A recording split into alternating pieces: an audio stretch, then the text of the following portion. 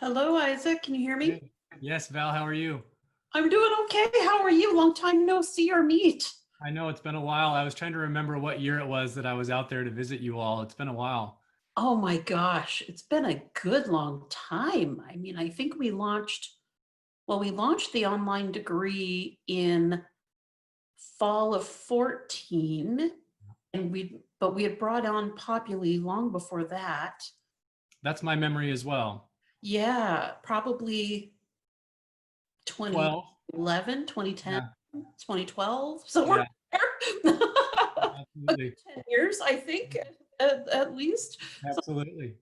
10 to 12 years. Well, yeah, because I've been in this role for 11, and the first thing I did was find us a learning management system. Okay. So, yeah, maybe 9, 10 years, something like that. That Well, sounds about right. how is life treating you in the days of the absolutely insane Oh COVID my goodness. situation in which we find ourselves? It's been it's just been kind of just stop you in your tracks. I'm just shocked. I try to think back to where we were. I think it was spring break, right? I don't know what if you guys were on spring break, but I We know. weren't. Mm-mm. Okay.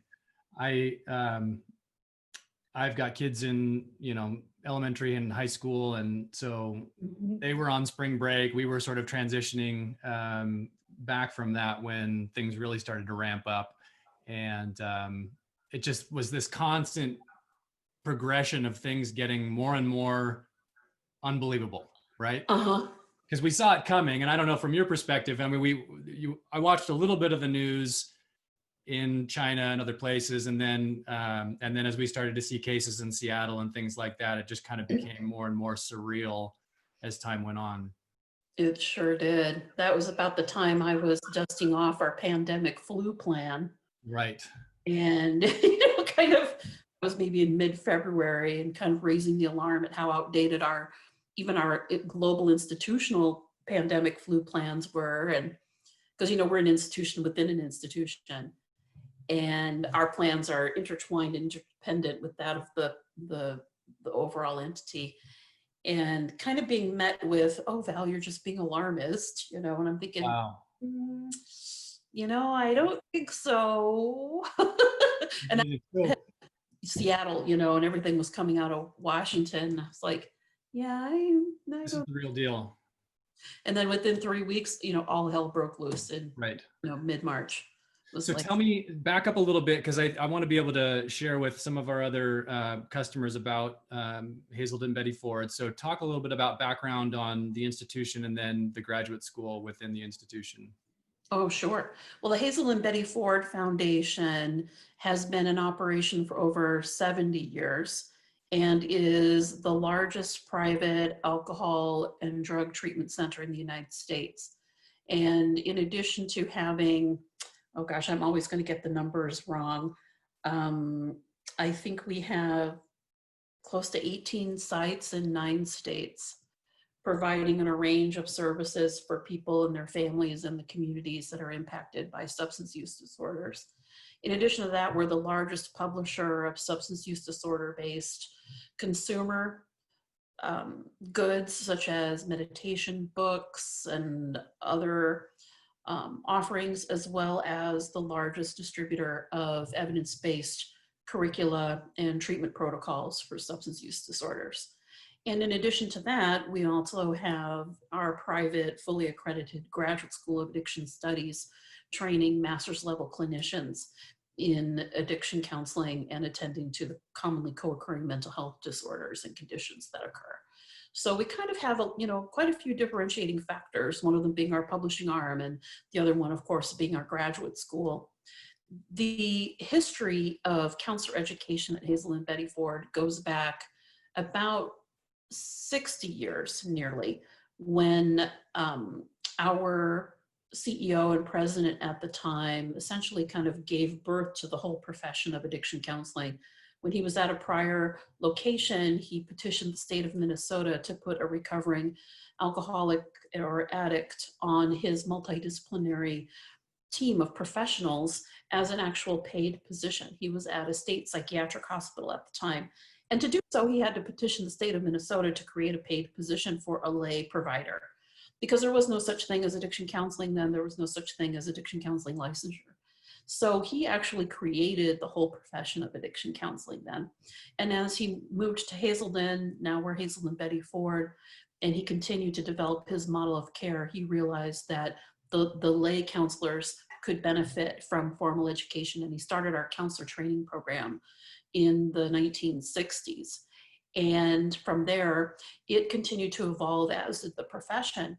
And my predecessor in 1999 established the graduate school, when it became clear that not only was a 2-year associate's degree falling out of favor, but bachelor's degrees are being increasingly required, and there was starting to be more appetite for a master's program. We knew we could never be a baccalaureate institution. You know, we're not going to have a chem lab and history department. Right. But he had the foresight to transition then the counselor training program into the graduate school. And we became accredited in the early 2000s, and our growth has just been phenomenal in the time since. So that gives you a little bit of background. You know, so we are an institution within an institution. The graduate school is what is accredited by the Higher Learning Commission and recognized by the U.S. Department of Education. That's great. And you just you said it was 2014 that you started the online program as well. We did. We started an online program. We did a soft launch in the fall of 2014 and a full launch in January, for the winter semester for us, in January of 2015. And the growth has been remarkable. At any given time, you know, we range around 200, maybe 230 enrolled students at a time. We offer 2 Masters of Arts degrees, both 60 credits in length. The one is online that requires 2 on-site 3 to 4 day residencies, but is otherwise offered fully online. And our others are on-campus program at our headquarters in Center City, Minnesota, which is about an hour northeast of the greater Twin Cities metro of Minneapolis-St. Paul. Great. So walk us back then. So in February, you were starting to get that inkling that this was going to be more serious than we suspected. I sure did. And as I mentioned, I decided, you know, geez, it's been a long time since I did the pandemic flu plan. You know, we all did that when it was SIRS or MERS, or I can't remember which Right. one. You know, I know. I can't remember which one it was, but that's when I originally wrote it. And, you know, we didn't know. It's kind of funny because in retrospect, well, you always know, people always say, look, the best you can do is plan. The plan is only a guide because every situation will have its unique characteristics. And never has that been more true than with the coronavirus. You know, even as I went out there and I started looking at other institutions' pandemic flu plans, or in this case, we could just call them pandemic illness plans, or even virus plans, whatever you want to call them. Even as I looked at other pandemic flu plans from other institutions that had them conveniently and kindly posted to their websites, you know, every plan would say, this is only a guide and you'll have to make, you know, essentially you'll have to make a lot of decisions on the fly. So I updated it as best I could. But yeah, there's really nothing like having to actually go through it to realize all the different decisions that you have to make as an administrator and all the domino effects of those decisions as an administrator. You know, even under SIRS and MARS or MERS, even under those other pandemics, so to speak, well, they never reached the level of a world pandemic, but they were very serious. But even in all of those, you know, the most we did would be we quarantined people traveling back from hotspots. I remember because our librarian had left for a conference in Montreal. And while she was there, Montreal was labeled a hotspot. Okay. And we had implemented a institution requirement that if you were traveling in from one of the hotspots, you needed to spend 14 consecutive days at home before you could come back on campus. So she was really our only impact in the graduate school. And then she was brought back. You know, her husband came, picked up her laptop, and, you know, whatever. But this coronavirus is so much different, so much more virulent, and had so many different nuances to it that we couldn't have anticipated, first of all, stay-at-home orders at the state government level. Yeah. And what does that mean? You know, for us, Isaac, the biggest concern is and has been, what do we do about clinical internships? Okay, so we train individuals that are required to get clinical practice hours in order to get licensed after graduation. And those clinical practice hours have to happen as part of their degree training. Well, we have students placed all over the United States in various treatment centers, not merely our own, but all over the United States. And we were faced with students feeling pressured to go when they felt scared, students feeling pressured to show up when they had underlying health conditions that put them at risk. And that was before there were, stay-at-home orders. Students that were pissed because the government had issued a stay-at-home order and they wanted to go do their internship hours because otherwise they weren't going to be able to graduate on time. Mm-hmm. Just navigating all of that became something that I had not anticipated when it came to the other viruses that we had to contend with. Right. And you're dealing with students in different states with different type stay-at-home orders. So you're essentially having to make these decisions for yourself as an institution Right. and deciding where to draw those lines. Absolutely. So we ended up, and we quickly got together and we had a small group of us meeting.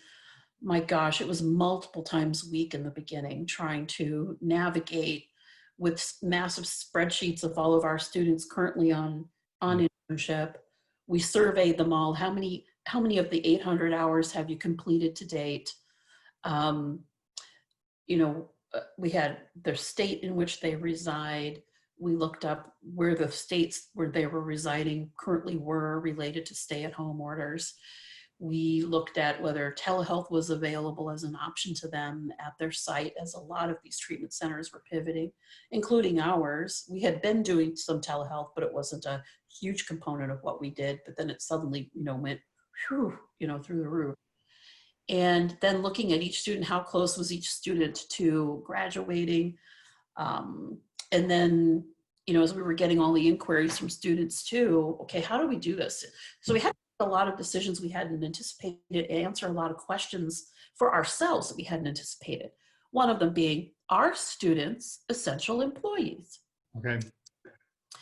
So students may get paid a stipend and they're certainly doing clinical work, and all clinical work for any illness or disease condition is considered essential through this crisis. So our sites have remained open and providing services, right? Except for those that had a dramatic decrease in census and really were going out of business and continue to go out of business, sadly. But otherwise, we're completely open and operating. The disease of addiction doesn't take a few months off for a virus. And so we had to kind of really grapple with that and make a decision that, it is our stance that students are not essential employees. Okay. And really the deciding factor for me was this. Let's suppose we allow a student to go ahead and do internship hours at a clinic somewhere, and they contract the coronavirus during the course of their work. Even though they might have a paid stipend, they do not have health insurance, right? They do not have access to the benefits as a full employee would. Right. And, they're not officially on the payroll. They don't get, a 401k or anything like that. So we made the decision that students are not essential members of the clinical workforce. Their primary purpose is to learn while practicing, not to practice, have learning be a secondary thing, and certainly not to hole up or shore up absenteeism in the various clinics' workforce. So we did that. Then we made the decision that students were not permitted to complete clinical hours in states where stay-at-home orders were active. Okay. So most of the students were relieved. Others were not. We made two exceptions. One would be if the student was already gainfully employed fully as a clinician at that site, then their employment relationship superseded their student relationship, right? We've got a lot of people practicing at the baccalaureate level that come to get a master's degree. So, and then the other exception being if the clinic could accommodate telehealth and the student could practice from home. So that was really it, but that was the biggest impact to us. And then we had other impacts, including our on-site residencies, right? So for the online degree program, they had a residency scheduled for June. Oh, geez, what do we do? How long might this thing last? Well, okay, we made a decision, we moved it to July. Then it became, well, at what point do we say the online residency will be virtual instead of in person? Right. And then we made that decision, kind of made them sequentially as time continued to pass. We had to cancel graduation. We have an annual commencement ceremony, and we have so far rescheduled it for for August 21st. That's all tentative though, depending on how things go. Yeah. What have you been hearing from your member institutions in terms of impact? I mean, the biggest thing really has been a lot of schools, either they had an online program, but it was smaller and they had sort of dedicated faculty that handled the online side of things. And so for them, it's how do you train a large group of people, all the rest of the faculty that are used to meeting face-to-face, transitioning that coursework. Some of these folks have never taught an online course before. And so that was one of the questions I was going to ask you was, what was that process like? Because you do have some faculty that teach on site and a certain number of students that are almost entirely on site. Correct. And those have now moved online, I assume. Yeah, well, and I make a distinction between online and distance delivery. Yeah. So, we have our online degree and we have online courses. And we even have some online courses in our on-campus program, right? It's a few where we share the, the faculty expertise and, like the research course, for example. But there's also kind of a caveat for small institutions like mine with regard to accreditation. And they're, at least with the Higher Learning Commission, they have a rule. If you have 50% or more of your courses offered online or via distance delivery, you have to go through a very special approvals process for it to be classified in that manner. But so long as you stay under the 50% threshold, you do not have to go through a whole site visit and a whole approvals process. So they're very clear about that. But the minute you approach 50%, oh, sorry, that's Higher Learning Commission specific, correct? Yes. Mm-hmm. Yes. I imagine each crediting body probably has their own sort of the way that they make those decisions. Correct. And because we're a small institution, we don't have blanket approval to do things. Mm-hmm. Right? At the University of Minnesota, they could turn something completely online. They could go to 75%, they could go to 25%, but because they're such a large and established organization, their accreditation isn't stipulated to certain things. As me, very small institution, 2 degree programs, we're stipulated. Yeah. So, I was not allowed to do that without their approval. Now, the Higher Learning Commission, to their credit, in mid-March announced, and this was great because I was starting to feel a whole lot of pressure, but they announced a waiver process for institutions like mine, of which there are many that they cover, and that said, submit this form, we will provide you with a waiver of the distance delivery / online 50% cap through, and they were a little unclear how long it would be. So I immediately filled that out, right? I'm like, yes, because what I wanted to do, Isaac, was I knew I needed to first identify the criteria and the conditions under which the campus would be closed to students, and then when it would be closed to faculty and staff. Okay. So, but I knew it was coming. So I fill that form out. I say, gosh, here's me. Well, I don't anticipate it lasting longer than through June. I know.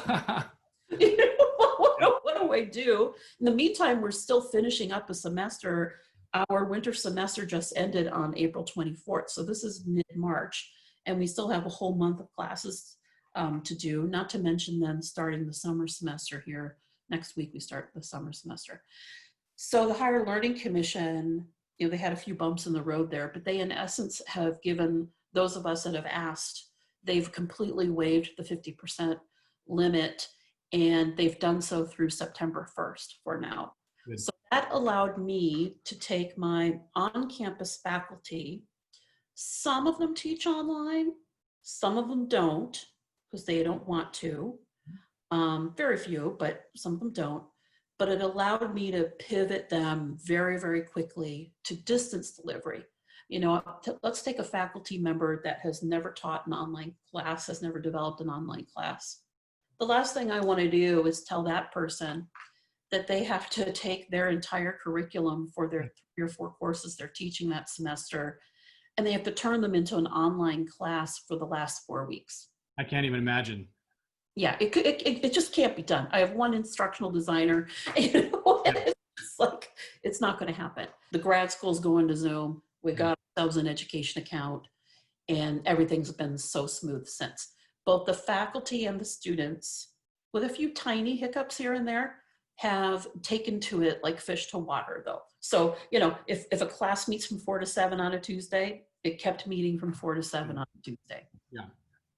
So yeah, there just was not enough time to pivot to an online course, which is the asynchronous delivery, videos, and we do all of our online course development and backwards design, and we had an existing class, and even if we had an existing same let's say same content or super close, one online, one in person, faculty members have academic freedom, and the way they just wouldn't line up. It wouldn't be, oh, you're on week 8? Yeah, we're on week 8 too. Switch. It just didn't work out that way. What have you been hearing?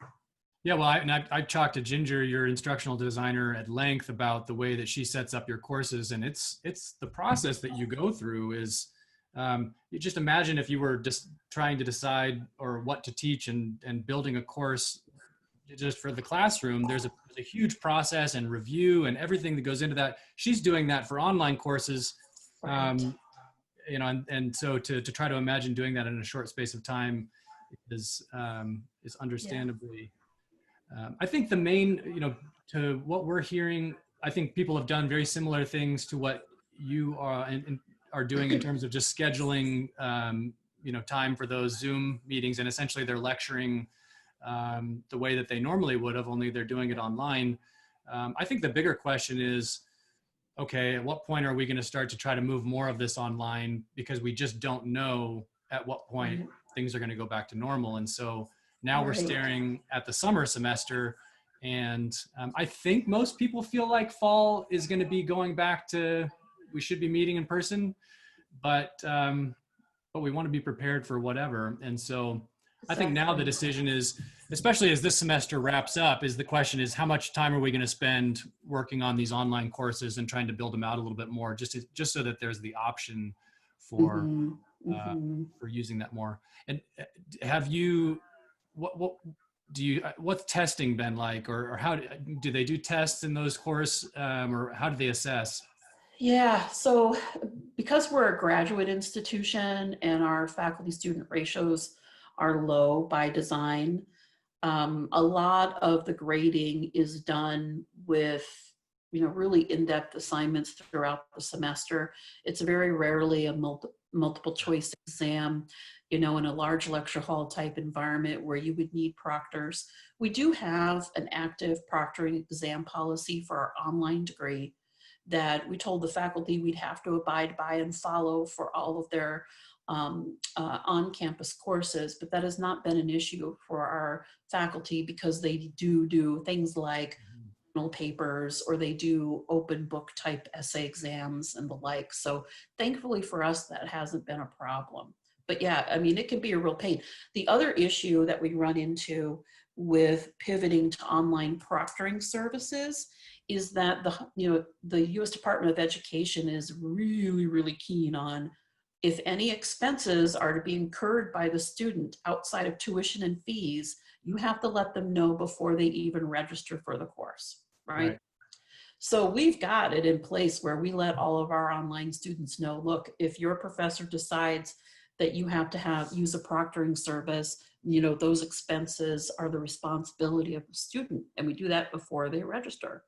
But we don't have that in place for our on-campus programs. Okay. No, because we don't expect them to have to use a proctoring service. So I really cautioned my faculty to be super careful about that, that if we had to do it, that the grad school would have to incur the cost. Okay. Because you can't charge students, the U.S. Department of Ed doesn't allow you to charge students post-registration for something they didn't know about or couldn't have anticipated.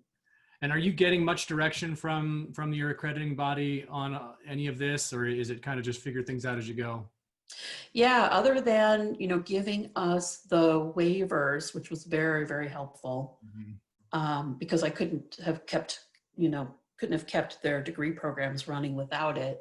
They've been relatively quiet. They canceled their annual conference, which is every April.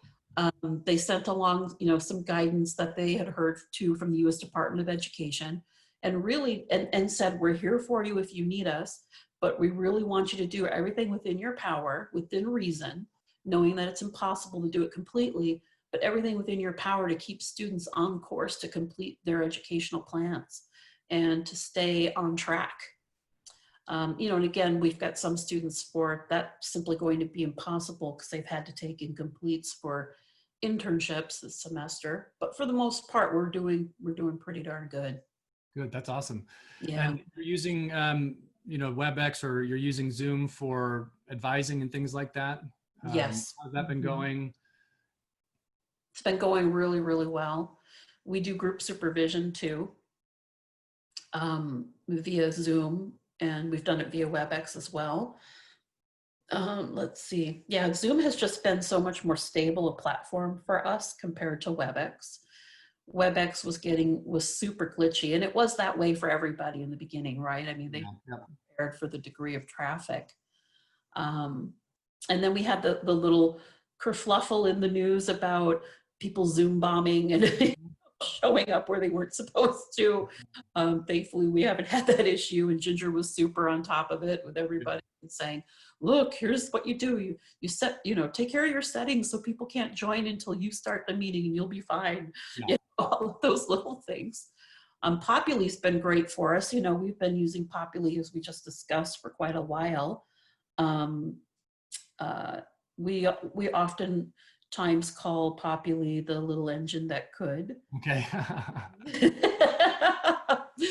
And liken it to the Goldilocks story. I'm just so grateful that there's an LMS that we can afford for small institutions. You and I have talked about this before. When I first went out there looking for an LMS and SIS, Blackboard at the time wouldn't lower their pricing structure to anything below 5,000 students. Okay. And when I had maybe 130, 150. Like, I can't put that expense on the back of my students. Oh my gosh, would just be absolutely disgusting. So we love Populi, and your name comes up regularly. It's like, well, we can talk to Isaac about that, Yeah. Well, good. Any other thoughts for just sort of looking forward? Do you guys have, when you do your planning, I'm just starting to sort of brainstorm with some of our schools about what are the things that we need to be looking forward to in summer and fall, and just help people try to stay on top of things. Anything that you guys are focused on or thinking about as you head forward? Yeah, the big question, and you had alluded to this a moment ago for us, is at what point do we bring students back on campus? Mm-hmm. And what are those criteria? And I imagine and envision it's going to be a reverse order type of thing, where first we need to bring faculty and staff back to campus. Yeah. And what might those conditions be? Well, the very first step there would be a release of stay-at-home orders, right? So that makes sense. But then it depends what the caveats are of those, the release of the stay-at-home order. There's still going to be some restrictions. Right, there are going to be restrictions.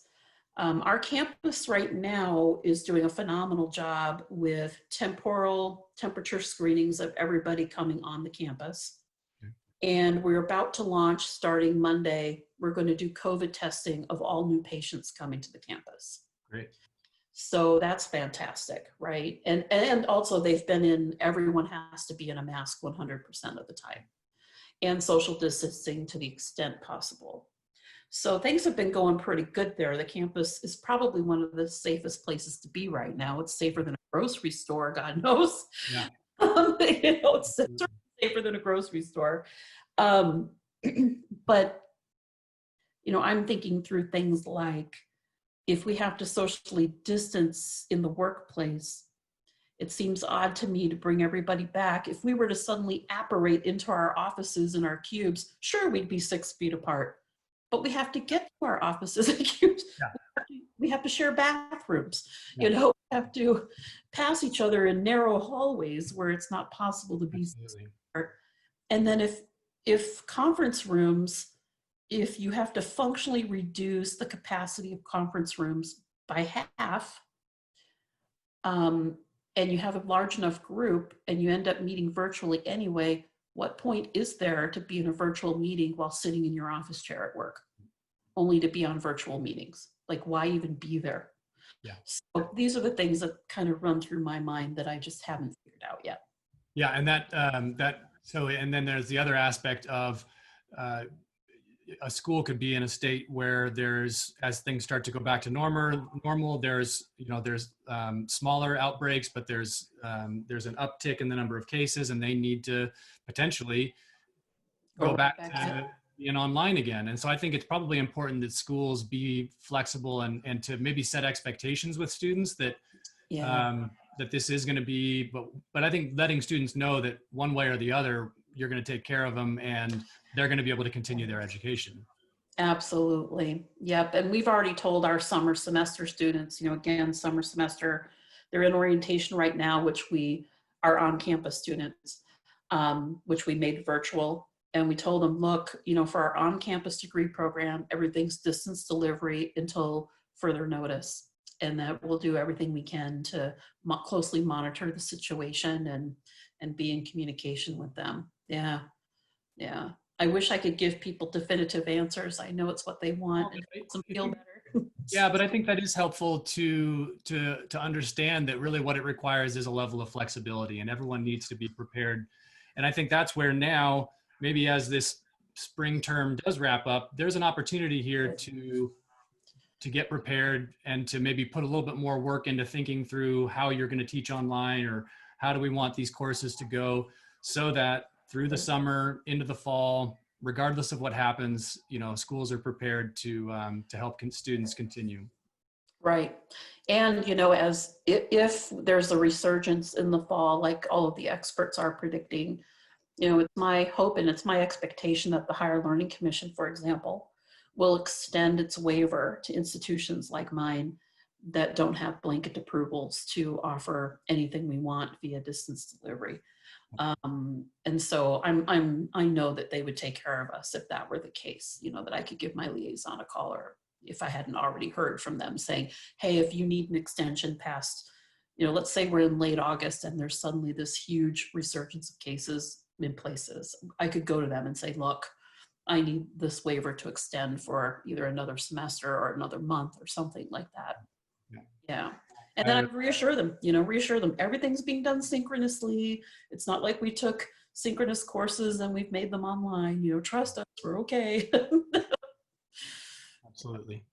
Yeah. Well, good. Thank you so much, Val. Thanks for sharing. And we'll just continue to stay in touch, and absolutely all the best for you guys. Yeah. Yeah. And how's the business going for you? Well, we're doing fine.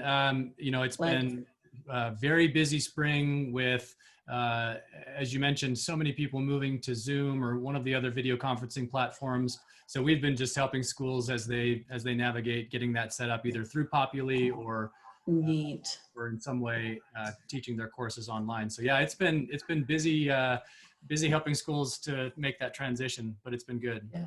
Oh, I'm glad to hear that, because we love Populi. We want you guys around for a long time. Awesome. Well, we really appreciate it. Thanks so much. I hope that was helpful. Yeah, absolutely. Yeah, this has been super helpful. Great. Well, it's nice to see you, Isaac. Stay healthy. You as well. Stay healthy. Thank you. Have a good one. Bye now.